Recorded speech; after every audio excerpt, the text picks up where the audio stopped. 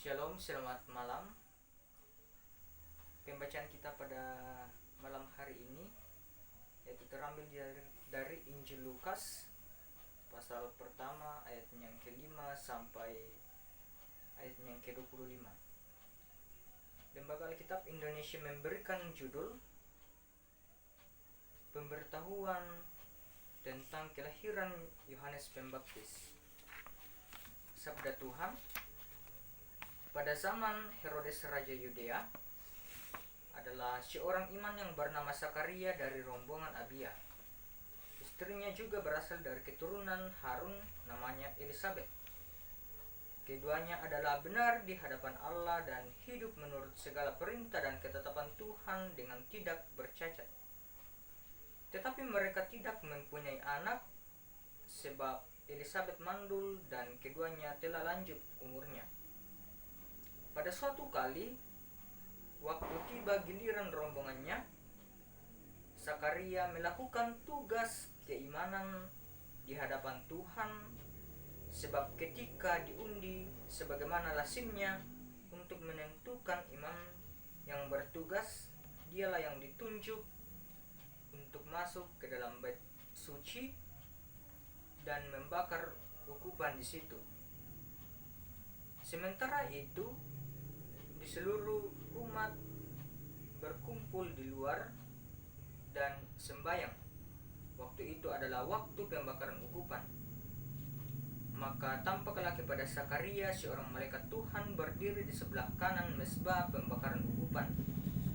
Melihat hal itu, ia terkejut dan menjadi takut.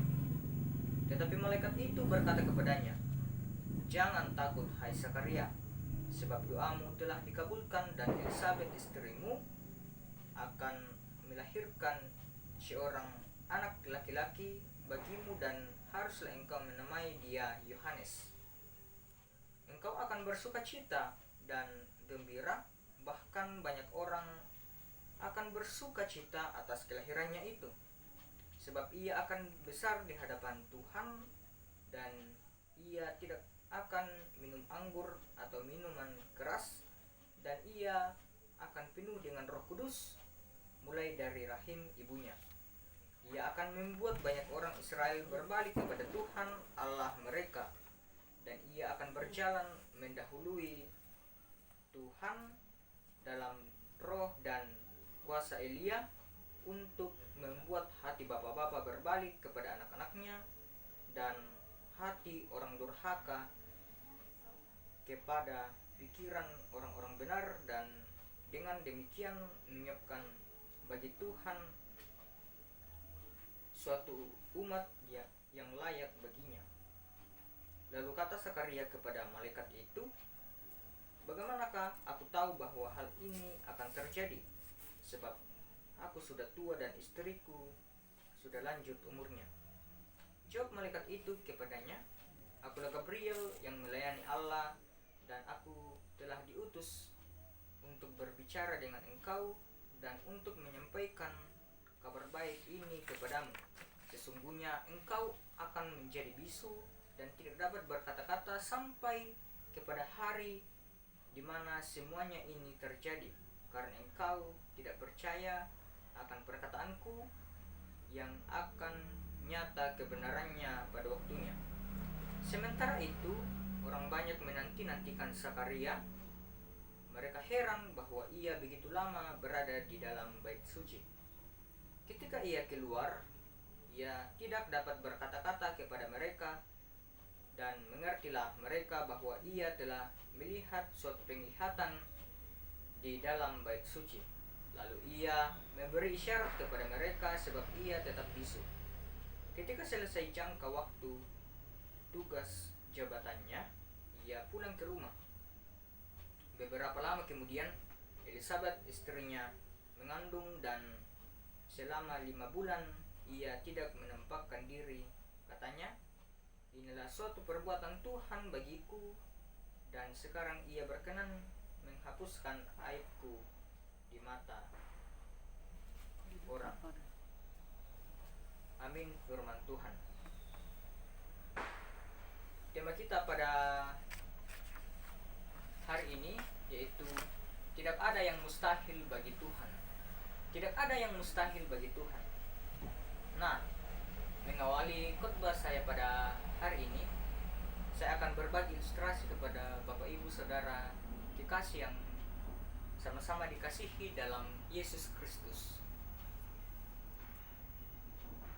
Dalam ilustrasi ini dikisahkan dua orang, yaitu seorang anak dan seorang ibunya. Mereka hidup dalam kesederhanaan, hidup dalam keadaan ekonomi yang berkekurangan. Akibatnya, anaknya sering diejek oleh teman-temannya di sekolah, sering dihina, sering diomelin. Pada suatu kali, anak ini berangkat dari rumah hendak ke sekolah. Namun, ia bertemu dengan teman-temannya. Dan apa yang terjadi? Teman-temannya mengejek dan menghina anak ini. Katanya, "Hei anak petani, mending kamu jangan sekolah. Mending kamu pergi bantu orang tua kamu di ladang. Lihat itu, sepatumu sudah robek, bajumu sudah usang." Tetapi apakah respon dari anak ini? Ia tetap sabar, ia tetap kuat menghadapi akan hinaan dari teman-temannya. Kemudian anak ini pergi ke sekolah. Sesampainya di sekolah, ia masuk ke kelas dan ia pun berdoa. Ia memohon kepada Tuhan, "Tuhan, mampukanlah saya menghadapi anak ini, teman-teman saya. Mampukanlah saya menghadapi teman-teman saya yang sering menghina saya, sering mengejek saya." Dan tak lupa ia juga mendoakan akan studinya. Kemudian anak ini beranjak ke kelas 12. Dan tibalah saatnya ia mengikuti ujian nasional. Anak ini mempersiapkan diri, ia belajar dengan tekun, dan tidak lupa ia memohon kepada Tuhan untuk dikuatkan untuk menghadapi ujian nasional. Tibalah saatnya ia mengikuti ujian nasional. Ia mengikutinya dengan baik dan menyelesaikannya dengan baik. Dan pada akhirnya hasil ujian nasional telah keluar. Dan hasilnya apa? Ia mendapatkan nilai yang bagus dan bahkan ia mendapatkan nilai yang tertinggi di sekolahnya. Ia sangat senang dan bangga. Kemudian ia juga diberikan beasiswa oleh sekolahnya untuk melanjutkan pendidikannya ke perguruan tinggi. Ia bersyukur, ia berdoa kepada Tuhan, "Tuhan, terima kasih atas semuanya yang telah Engkau berikan kepada saya." Kemudian ia masuk ke perguruan tinggi yang telah ditetapkan oleh sekolahnya. Ia dengan rajin mengikuti studinya, mengikuti pendidikannya di kampus tersebut. Sehingga pada saat itu anak ini mencapai gelar sarjana dan mendapatkan IPK yang memuaskan. Setelah ia lulus dari kampus tersebut, ia pergi melamar pekerjaan. Ia diterima di perusahaan dan menduduki jabatan sebagai manajer. Nah, apakah yang ingin kita pelajari dari ilustrasi ini? Yang dapat kita pelajari yaitu kita dapat melihat bahwa seorang anak yang hidup dalam kekurangan, yang hidup dalam ekonomi yang minim, tetapi ia senantiasa mempertaruhkan dirinya kepada Tuhan. Ia senantiasa mengandalkan Tuhan dalam kehidupannya, sehingga ia diberikan kekuatan dalam melewati hinaan dari teman-temannya. Ia diberikan kekuatan dalam melewati studinya sehingga ia menjadi anak yang sukses.